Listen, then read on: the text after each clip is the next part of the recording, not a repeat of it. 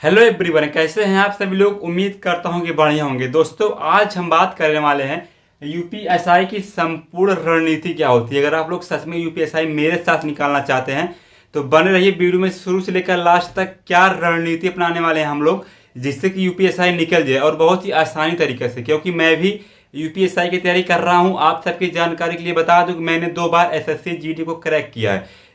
दुर्भाग्य हमारा कि फिजिकल में हम फेल हो जाते हैं, तो इसी की वजह से अभी तक हमारा सिलेक्शन नहीं हो पाया। लेकिन इस बार यूपीएसआई को फोड़ना है, अच्छी तरह से फोड़ना है। ठीक है, तो क्या क्या तरीके रहने वाला है, क्या स्ट्रेटजी रहने वाली है, ताकि हम लोग इसको अपना करके अच्छे से यूपीएसआई निकाल दे।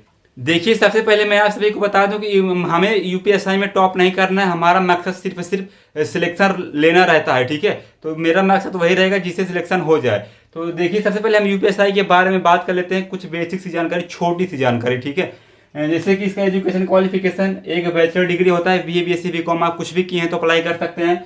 अगर हम एज लिमिट की बात करें तो 21 से 28 वर्ष मांगा जाता है, ये कंपलसरी होता है। बाकी अदर कैटेगरी वाले जैसे एससी एसटी हो गए, इनको छूट भी मिलती है। अभी हाल ही में एग्जामपुर की विवेक सर ने उन्होंने कहा है कि इस बार हम लोग जनरल के लिए एज में छूट की मांग करेंगे, तो आगे देखते हैं क्या होगा। लेकिन प्रेजेंट में अभी इस समय यही चल रहा है। ठीक है, अब बात करें फिजिकल की, तो फिजिकल सबको पता है, इसका मेडिकल भी सबको पता है, तो इसके बारे में ज़्यादा बात करने की जरूरत नहीं है। फिर भी अगर आप लोग चाहते हैं तो इसके बारे में एक डिटेल्स वीडियो आ जाएगा, उसकी चिंता आप लोग मत कीजिए। अगर हम सिलेबस के बारे में बात करें तो जिसमें कि मैथ आता है, हिंदी, रीजनिंग, जीके, जीएस आता है। ये 4 सब्जेक्ट से आते हैं आप सभी को, जिसमें कि जीके, जिसमें संविधान और मूल विधि भी शामिल होती है। ठीक है, कुल 40% क्वेश्चन आते हैं आप सभी का।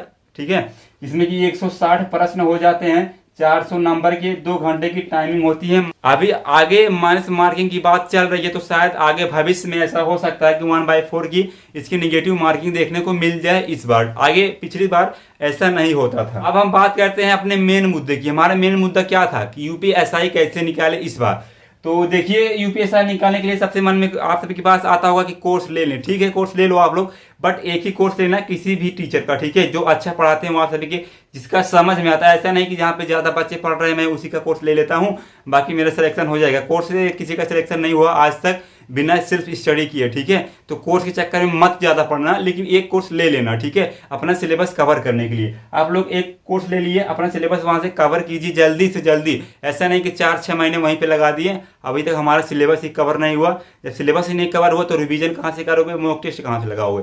तो सबसे पहले आप लोगों को अपना सिलेबस कंप्लीट करना है, प्लस एक बार रिवीजन मारना है। उसके बाद किसी भी कंपनी का मॉक टेस्ट लगाना है। ठीक है, किसी पर टेक्स्ट बुक हो गया, RAW निकालता है, लेकिन जब एग्जाम आता है तब निकालता है। बाकी एग्जाम मतलब आप सभी को अगर टेस्ट लगाना है तो टेक्स्ट बुक, मैं प्रमोशन नहीं कर रहा हूँ, लेकिन टेक्स्ट बुक अच्छा माना जाता है हर एक फील्ड में, क्योंकि जब भी एग्जाम ऊपर नीचे होता है तो ये बहुत ज़्यादा मदद करता है। ठीक है, तो मॉक टेस्ट आप लोग लगा लीजिएगा। अभी आप सभी को टेंशन लेने की जरूरत नहीं है बिल्कुल भी, मॉक टेस्ट में ज़्यादा नंबर आ रहा है कि कम नंबर आ रहा है। ठीक है, आप लोग ये काम कीजिए कि हमारा टाइमिंग मैनेज हो जाए अच्छी तरह से। ठीक है, और जो चीज़ आपसे गलत हो रही है उसी पर फोकस करना। अगर मॉक टेस्ट लगा रहे हो तो जो चीज़ गलत हो रही है उसको छोड़ के जो आ रही है वही लगाओगे तो पागल में भर्ती हो जाओगे। अगर सिलेक्शन पाना चाहते हो तो मेहनत करनी पड़ेगी। जो चीज़ गलत हो रही है, जिस टाइप की चीज़ गलत हो रही है उसी को रिवाइज करो, लेकिन सिलेबस कंप्लीट करने के बाद मैं बार बार बोल रहा हूँ आप सभी को।